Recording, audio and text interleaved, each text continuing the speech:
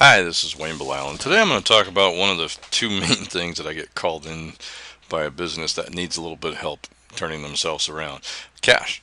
I mean, quite simply, the number one thing I hear is I don't have enough cash to pay all my bills.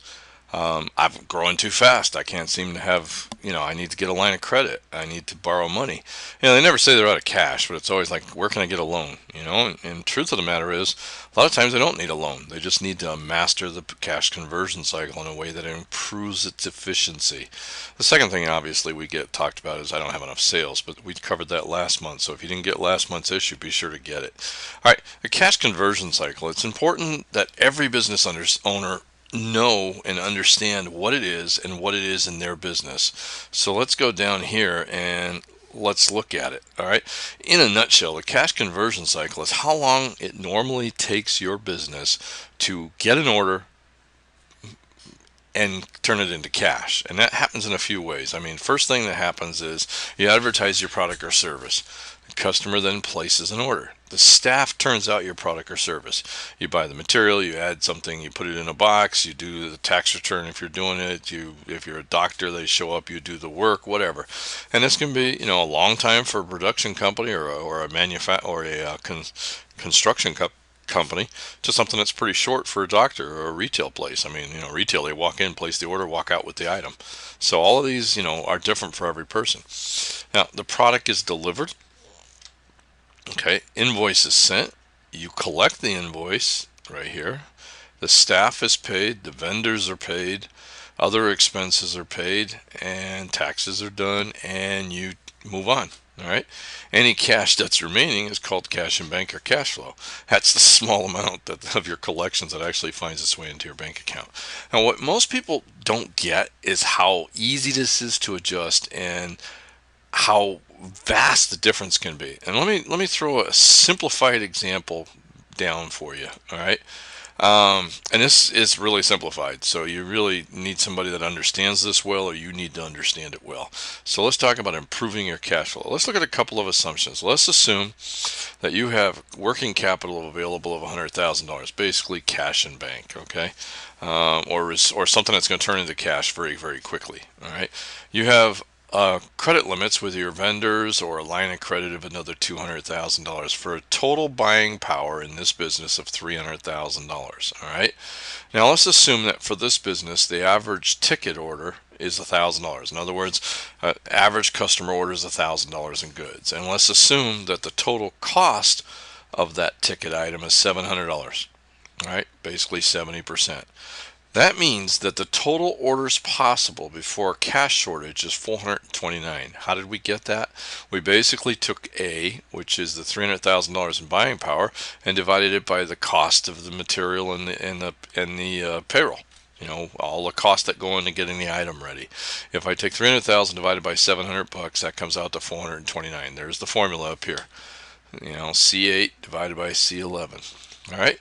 Now, you're going to analyze and say that the average time between the order date to the delivery date is 23 days. The average time from the order date to the payment date is 60 days. I apologize. This should be from the delivery date. Oh, yeah. Let me just fix that right here on the fly so that we don't get confused. From the delivery date to the payment date is 60 days. I don't, because really the two go together. The average date for paying the vendor that you're required to pay the vendor is 30 days. So the total days of cash being used from the time of the sale to the collection, from the time of the order to the collection, is 53 days. And what that is D plus E minus F. So it's this number, time between the order and the delivery, the time from the delivery to getting paid, minus how long you take to pay your vendor, 53 days. Now I'm getting real simplistic on this. This is much more complicated than this, but this actually is a decent little example of how this works. Now, guys, I understand numbers. Most business owners hate numbers, but the best ones really know some basics. And this is a little advanced. I'd say this is intermediary, but you need to know this. Now, what that means is that this $300,000 is being used 6.89 times a year. What am I doing? I'm taking the 365 days in a year, dividing it by the 53 days, So 365, dividing it by the 53 days that it takes from the time I get an order and get the material in and do the work and get it, pay the vendor and get collections. All right, so that it turns 6.89 times. Now I can do a simple little thing to kind of show you the power of this. All right, because that you need to understand the assumptions and what I'm looking at, and you can fill, this worksheet hopefully will be there, and you can fill it out yourself. But anyways, total orders possible. Well, what that is that's 6.89. That's basically C times H. All right, H is the 6.89 times it turns, and C is the maximum number of orders that the maximum number of orders that I can do with this buying power. All right, so I can do a total of 2,951 orders without going negative in cash, without having to get new borrowings. So let's take that. If I take my sales price, 2,951 times my $1,000 sales price, my total sales are $2.9 million. I take my 2,951 units times my cost of 700 bucks, my cost is 2,066. You can see the formulas, they're just there. So this company made a gross profit of $885.45. Now let's, using some of the tactics that I put in the article, improving the cash conversion cycle, let's assume this company did a 25% across the board improvement. So instead of, in the days, that's what we're looking at. We're not changing anything to do with the cost or anything like that.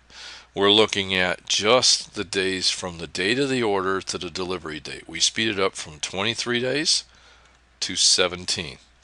All right. We put in some things to actually increase payment from 60, reduce it from 60 days after the delivery to 45. And I cover a lot of different things that you can do in all these areas in the article, so make sure you read it. I extend by a little over a week, 8 days, how long I take to pay my vendor. Negotiate better terms, delay it a little bit, whatever. I'm taking 8 days longer. Now my money is out there only 25 days as opposed to 53. I've literally cut it in over half. All right. Now I can have that same $300,000 used and turn it 14.75 times a year. That means the total orders that I can do is 6,320. 14 times 75 times the 429, which is the most I can do at any one time. But since I can do it more often, I can turn it. All right. And now, look, if I can shorten these times, think instinctively we understand this. If you go to a restaurant and you own a restaurant and you can get people in and out, like you got your systems in place and you can get them seated and fed within 30 to 35 minutes, where the restaurant next door does it in 60 to 75 minutes, you can just see more customers. That's basically what this is talking about. The only difference is you're using up cash. All right. In this particular example, just by improving my efficiencies in these 3 areas, I now have a maximum capacity of $6 million in sales and a gross profit of $1.8 million. Yeah, I just noticed an error. Sorry about that, guys. Let's fix this because we don't want to say the wrong thing in case I have an accountant out there. There's gross profit. So I have a 114% increase in gross profit without having to have an increase in buying power. This is just a simplistic example of why you really, really, really need to take this to heart. If you're having a cash flow problem, it's one of 2 reasons. You don't have enough customers, in which case you need to go get June's issue and watch that issue, or our course on our 8-week sales and marketing boot camp, and get more customers. But if you got a lot of customers and you're expanding and you're running out of cash, then you need to really pay attention to this cash conversion cycle. Hey, until next time, let's make the next year our most profitable and cash in the bank. Make as much cash in the bank as possible, more than we've ever had before. Hey, have a good year. Thank you very much.